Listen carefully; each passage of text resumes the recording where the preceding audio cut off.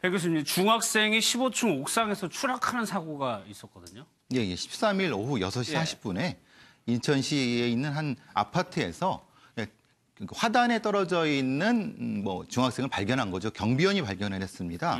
그래서 구급대가 도착했을 때 이게 신고는 경비원이 하신 거고요. 그랬을 때는 이미 숨진 상태고 몸에는 여러 개 폭행 흔적이 많이 발견된 상황. 그 상황까지가 나타났습니다. 그러니까 지금 이 옥상에 왜 올라갔느냐의 정황을 보면은 일단 여러 명의 학생이랑 같이 올라갔다. 같이 올라갔다는 거죠. 그리고 이제 같이 올라가서 사실은 그러니까 가해자들은 뭐라고 주장을 하고 있냐면 가해자 중에 한 명의 부모님에 대해서 저 A군, 그러니까 피해자의 그러니까 사망을 하게 된 스스로 목숨을 끊게 된 그 피해자가 좀 안 좋은 말을 썼다, SNS상에. 그걸 이제 이유로 들었어요. 그래서 그것 때문에 이제 가서 괴롭힘을 했는데, 이제 폭행도 했겠죠. 그런 과정에서 피해자인 A군이 그냥 옥상에서 뛰어내렸다, 이렇게 지금 주장을 하고 있어요. 근데 그거는 이제 좀 수사가 필요하다고 봐요. 정말 혼자 자발적으로 뛰어내린 건지 뭔지는. 그리고 이제 올라가면서도 전자담배를 빼앗아가지고 돌려줄 테니까 아파트로 와라는 말을 통해서 유인을 했다고 그러거든요.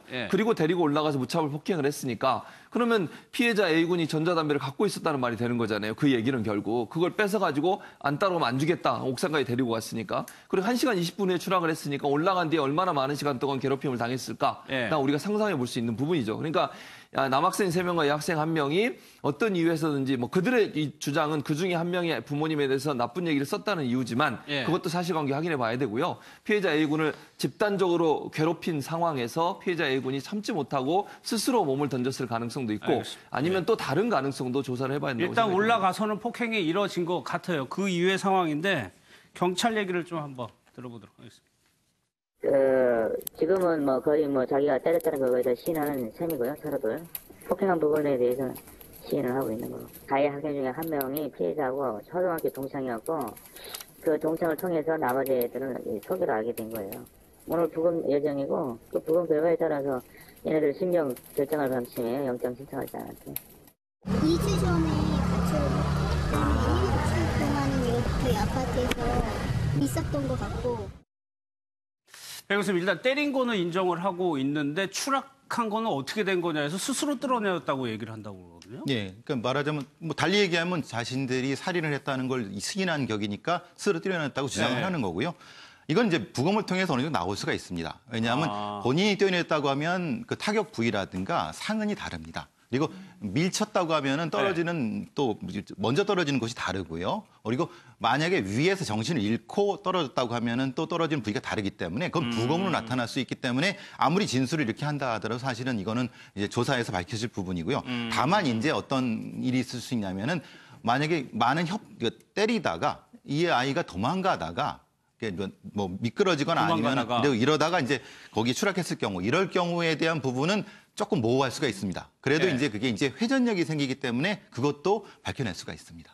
그것도 과학적으로 좀 증명이 된다는 말씀이시죠? 예. 반경이 있습니다. 왜냐하면 건물에서 떨어지는 반경이 멀게 되면 표준 반경이 있습니다. 그걸 또 계산을 할 수가 있거든요. 저 부분이 중요한 게 나중에 혐의나 형량 정할 때 중요할 것 같아요. 지금 상해치사로 지금 이제 입건을 한다고 하는데요. 지금 말씀하신 것처럼 혹시 아이들이 밀쳤다 이러면 이게 살인 가능성까지 있죠. 그렇죠. 미필적 고의가 있느냐. 그리고 또 이 아이가 그냥 피하려고 하다가 그냥 떨어졌다. 이러는 경우에는 근데 그런 경우에도 사실 아이들이 이렇게 피하려고 하다가 추락사를 했다. 그냥 가해 학생들에 의해서 추락사를 했다고 하면 이 부분에 대해서는 이제 정말 미필적 고의가 없었을까 살인에 대해서 또 약간 양형을 할 수밖에 없어요. 상해치사에서요. 근데 만약에 전혀 이제 그냥 때리기만 하고 상해만 있고 자발적으로 추락했다. 이런 경우에는 상해치사에 있어서도 양형이 조금 달라지고요. 살인죄 적용은 어렵죠. 그러니까 아이들이 지금 14라고 나오지만 14세가 다 됐는지 안 됐는지도 문제가 되거든요. 형사 미성년자 기준이 14세고 그다음에 또 이제 이 아이들은 소년원에 갈 건가 어떻게 할 건가 이런 부분 결정해야 되는 부분이 있으니까 이제 지금 말씀하신 것처럼 국과수에서 결과가 어떻게 나와서 추락의 경위가 무엇인지에 따라서 죄명 그다음에 양형 다 달라질 수 있을 겁니다. 알겠습니다. 다음은요. 병원 측의 투약 사고로 인해서 딸이 죽었다는 걸 증명하기 위해서 무려 7년간 법정 싸움을 한 가족이 있습니다. 배준호 기자가 취재했습니다. 사건은 7년 전으로 거슬러 올라갑니다. 당시 31살이었던 여성 김민주 씨는 목 근육이 떨리고 통증을 동반하는 이른바 사경증 치료 수술을 받았습니다. 그런데 일주일 뒤면 퇴원한다던 김 씨는 40여일 만에 사망했습니다. 김 씨의 수술 부위가 터지지 않도록 뇌압을 낮추는 주사제를 투약해야 했지만 엉뚱하게 다른 사람에게 놓은 게 문제였다고 가족들은 주장합니다. 당시 다른 환자가 김 씨의 이름이 쓰인 주사제를 맞았다고 항의하자 병원 측은 투약 사고를 인정하는 각서까지 썼습니다. 그 이후로요, 내 압이 상승해서 수술 부위가 자꾸 터져 나오고 물이 막 새 나오는 거 있지, 터져가지고. 그래가지고 1차 봉합, 2차 봉합으로 계속 했었어요. 하지만 의료사고를 인정한다던 병원 측은 재판이 시작되자 사고 이후 주사제를 투약했다고 뒤늦게 말을 바꿨습니다. 김 씨의 부모는 딸의 시신을 병원 안치실에 둔 채 무려 7년간 소송전을 벌였지만 끝내 병원 측의 의료 과실을 입증하지는 못했습니다. 의료 과실 여부를 판단할 진료 기록 자체가 없다며 재판부가 증거 부족으로 사건을 기각한 겁니다.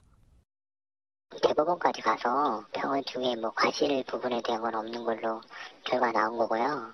판결이 난 내용까지도 문제가 있다라고 할 수 있는 건 아닌 것 같은데요.